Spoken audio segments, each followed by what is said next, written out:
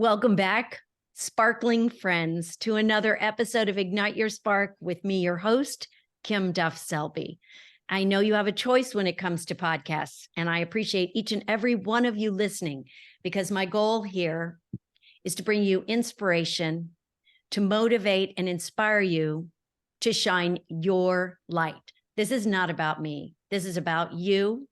It's about my guests who are taking their own life and shining a light on their knowledge and their information to help you. This is all about helping you become the best person, the best version of you that you can be. Today, my guest is Corey Folsom. And Corey, well, he has had an interesting life.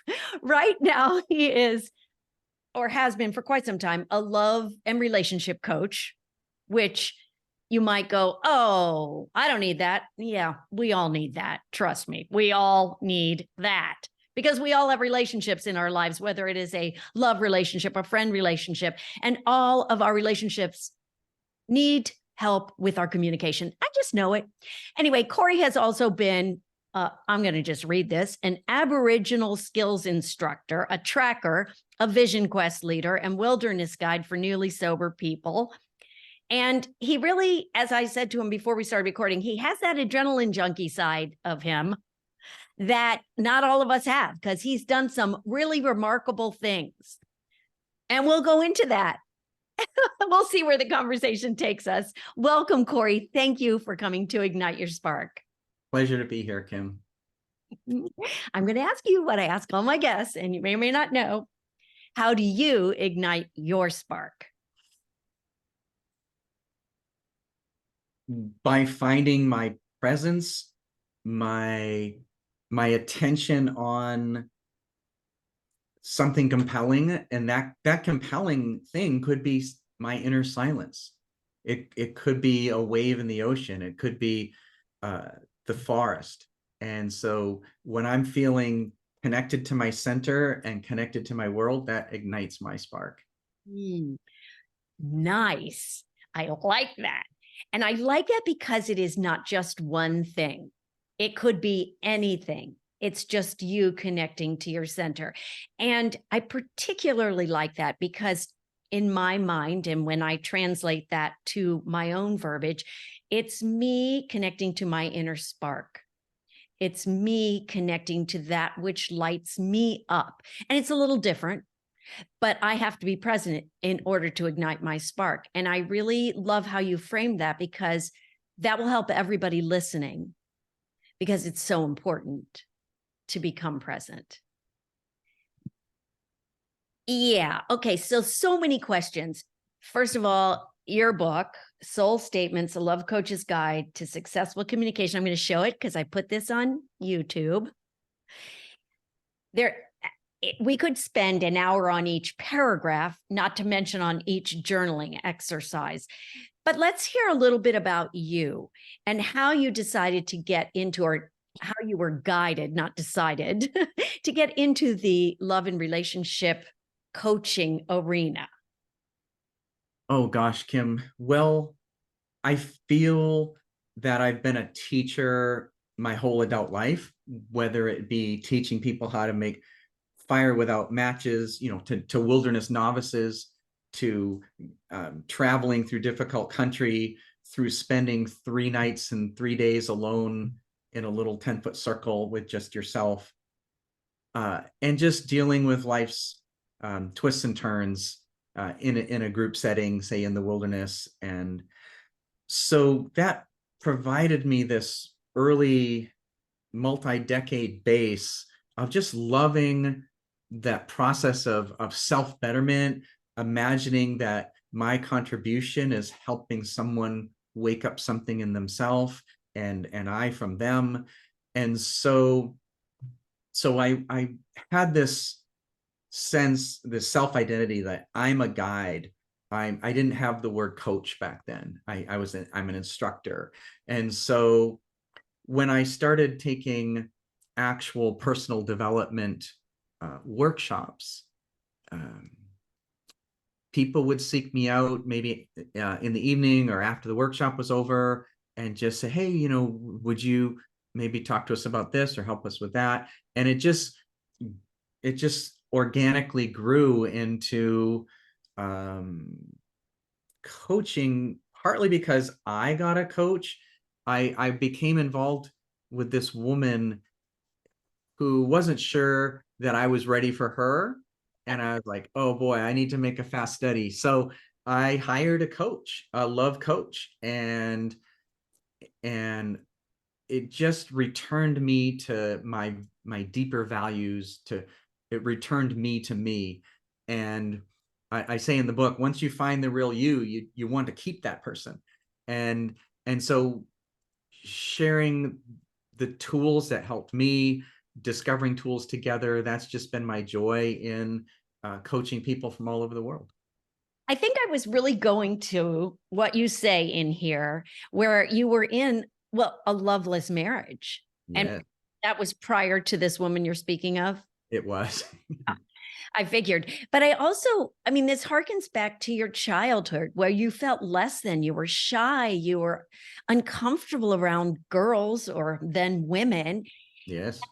It's really interesting that you have been able to develop the side of you that is confident to be in a relationship. Spoiler alert, as I've read the book now. And I was really moved to tears about the way you spoke about this love in your life now.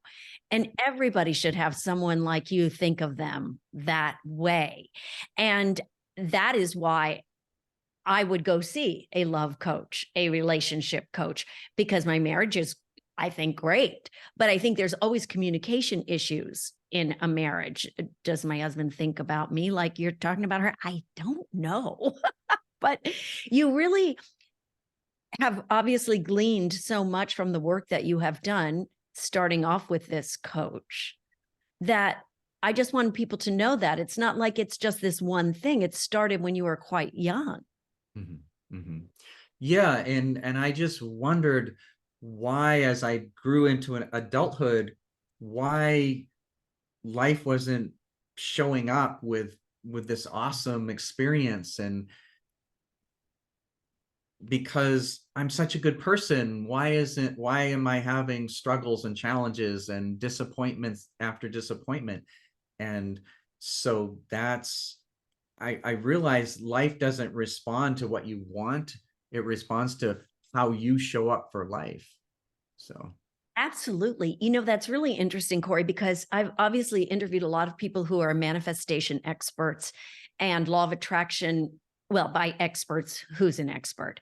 But that is the underlying, I believe, system, as it were, towards anything, mhm.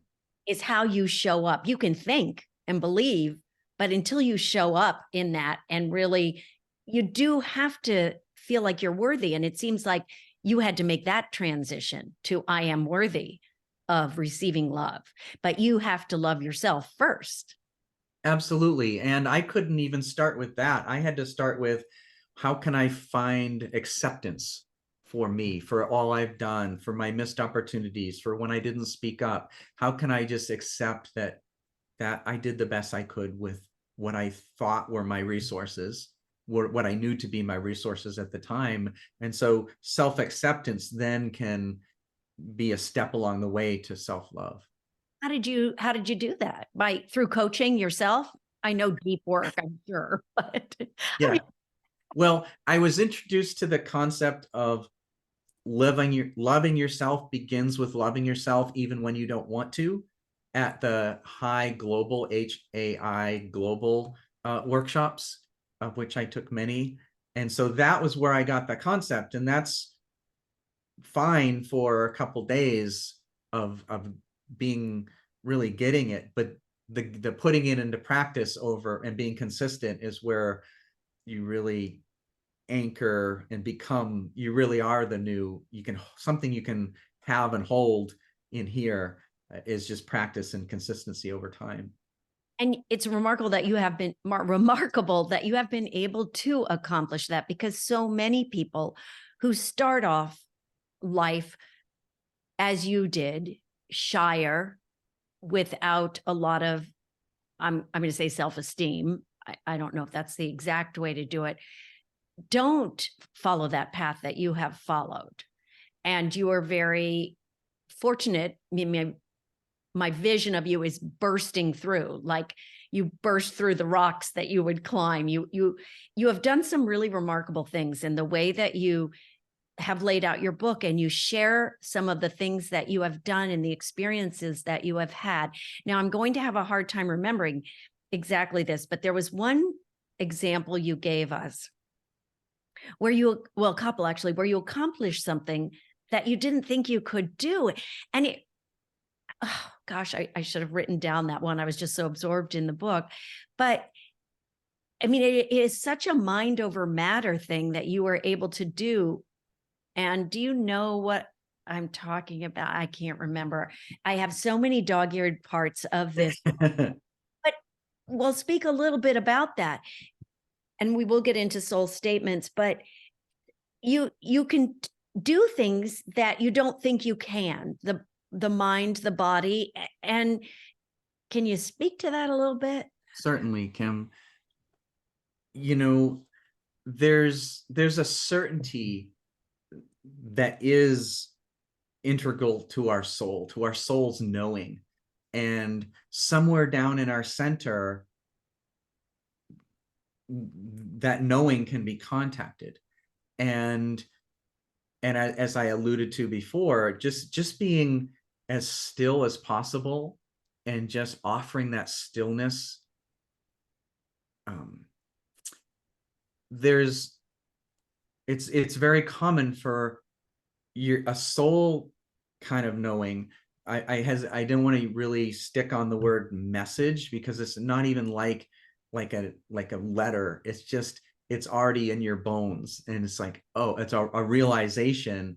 And so when we have those still times when we can quiet our thoughts, or at least be focused on something other than the distractions, then we can align with what our soul knows, what our bones know. And so perhaps you were thinking of a time where I was at an archery station in Canada as a 12-year-old or 11. The Robin Hood one. Yes. Yeah. And I mean, that guy, he's big. He just sneered at me when he handed me this archery, this bow, and this one arrow.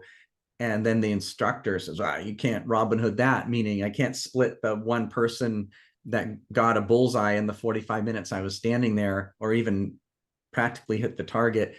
Like, to top that would be just undoable. But I just knew I could, and I had never done it before, and I don't think I've done it since.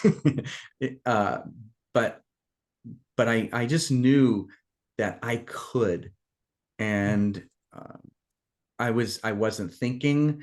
I just let my body take over, and just got in a Zen place and looked where I wanted it to be and let go. And my arrow split his arrow, shattered it. So it was. I think that's remarkable. You were a 12-year-old kid. Yeah. Yes. And you were able to, I'm going to just call it that old mind over matter kind of thing, because you wanted it, or maybe you didn't. I don't know. I mean, is there a way that you can describe it's, you were getting silent even at that time and getting present? Yeah. And I to me, when things, those kind of messages or knowings are real, is when there's a neutrality about it. It's not open to discussion or debate, or maybe not. It's like, no, this is something I know. If we could all access that at different times, that would really change our lives. Yeah. And I think your book might do that. The book is called Soul Statements. And as I started reading it, before I looked at sort of the list of questions and everything, I thought to myself, well, what is the difference between a soul statement and an affirmation? As I was just reading it without knowing that that was kind of a question. So why don't you tell us what the difference between us, or maybe your definition of a soul statement? Certainly, Kim. A soul statement is, I would say, a form of affirmation, but it's not putting yourself emotionally into a desired future or outcome. It's affirming something that's already true and good and eternal about you. It's connecting you or declaring a deep value. It's declaring your own value. And so a present time reminder of what is true and good about yourself. That way you can calibrate your surface thoughts with what your soul is like, yeah, this is who and what and why I am. And so you might, an example of a soul statement might be, I have a loving heart. I can call upon the grit inside of me. And so it's like an emotional postcard from your center saying, here is the ground you stand on. Here is where you belong. I really like that emotional postcard from your center. I really do. Dear Kim, I really like that. I'm a visual person. So when I hear something like that, that is very visual. That's beautiful. And I see when you are describing it, the difference between that and an affirmation, because a lot of people will use affirmations such as, I am a millionaire. Well, that is not a soul statement, is it? No. Right. It is something that I think an affirmation might be something more that we desire. Mm-hmm. And I see how a soul statement could also be that. Mm-hmm. I am a healthy, vibrant individual, because you want great health, you desire great health. And an affirmation to that could be, I am divinely healthy. Yes. And my body knows how to heal itself. Mm.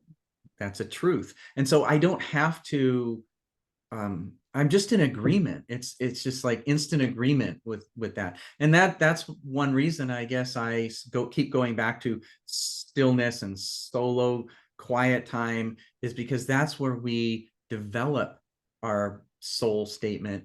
It's like, so we can script in advance. We have this little thing in our quiver to pull out in that moment of forgetting our lovableness or forgetting that our worth. We can say, oh, you know what? I used to think that. And what's actually true is Mm-hmm. I can trust my deep knowing to guide me, or whatever the soul statement appropriate for Is that that moment. the tools you use to assist you on your journey of self-awareness, I guess? Yes, that's the actual words that I use in my own head. And I try to, I have a little, I bring humor, which I can usually do. And so I'll curl up my mouth in a little smile and go, oh my gosh, I can't believe I thought that again. What's actually true is, That's I am enough or whatever. right, because we have that automatic negativity bias. Our Mhm. brains automatically go to the worst case scenario. I hate that. I don't know. I don't like the fact that the human body does that and that we have to change it, but we do. We Mhm. just do. Right? And the other great thing about your book is you lead us on these wonderful guided journaling exercises, but you also give us the soul statements. So you don't really, you can just go through and look at Corey's soul statements and whoa, because they resonate with every person. I say that because they resonated with me, but I'm sure they do. Mm-hmm. Yeah, and I've thought of a smattering since I've written the book, and that's good too. Well, I think we can always access that part of us, but it's nice sometimes to have something in front of us to get our own ball rolling, to get our own brain moving towards what is true for us. That's right. That's right. Because we'll have different things will bring us down at different times, and so saying, I have a loving, beautiful heart might not be the best soul statement for every time you're concerned about something. Right. And I really love that. When I first started the book, I was like, well, one soul statement, that's what we get. That's what we use. And I'm like, whoa, there's like a million soul statements depending on how we're feeling at this time or that time. And the other thing I thought of as I was reading it is because I did take NLP training myself and I've been through NLP. It's very much like an anchor Mm-hmm, mm-hmm. to bring you back to bring you back to your heart, to your soul, to what you know inside is true. And I, think that's great for anybody, right? It is similar. Absolutely. No, it's absolutely an anchor. I think that's a wonderful way to look at it. And so to say to yourself, I have a certainty that's deeper than my thoughts. What a wonderful thing to remind yourself of. Like, oh, I'm not my thoughts. There's something deeper here. All right, Corey, everybody can use that one. Because if they're anything like me with the monkey brain and the thoughts and the thoughts and the thoughts, I love that one in particular. I am not my thoughts, the negativity thoughts as well, in particular, the negative. Right. And you were talking about the mind looking for what's wrong, which it absolutely does. That's its kind of default for all of us. And what's right is always available too. And so it's almost like a soul statement can also be a bit like just adjusting the dial on the tuner, the radio, and you're tuning to a different station. So if you have a soul statement, ideally you're feeling some emotion with it. So like what's right about me is always available, and feeling like, yeah, I'm in. And so then your next thought can be based on this better one. And then also your actions, you can then take a better action, which might be just being more able to listen to another person without arguing for your point of view, but just to be able to, as my serenity increases, I can hold circumstance more lightly. Or this too shall pass. That could be a soul statement. I really like that. It's almost like, well, as you said, it's sort of flipping the switch, but if you just take a few words out of the negativity bias and switch it around into your negative thoughts and then turn it to positive, that can help. It's just, we have to be aware. We have to be constantly aware of our negative thoughts and flip them around. Sure. Like if a person finds themselves catastrophizing about what if there was a flood and we lost our house, or very small chance. And a soul statement, when you find yourself circling down that drain, might be, the truth is that I'm a loved child of God, or I'm held in God's love, or the grace of everything, or whatever, like that. Yeah. That reminds me that it's a lot of the media's fault that we have these thoughts. That's a whole entirely different conversation but it is, they get you going on the California wildfires, or to be afraid of this, and there are certain things that are valid, but it's only our response to them. Mm-hmm, mm-hmm. And like I actually mentioned in the book, that Jim Quick says, the goal of the news is to make every problem your problem. Yeah. Yeah.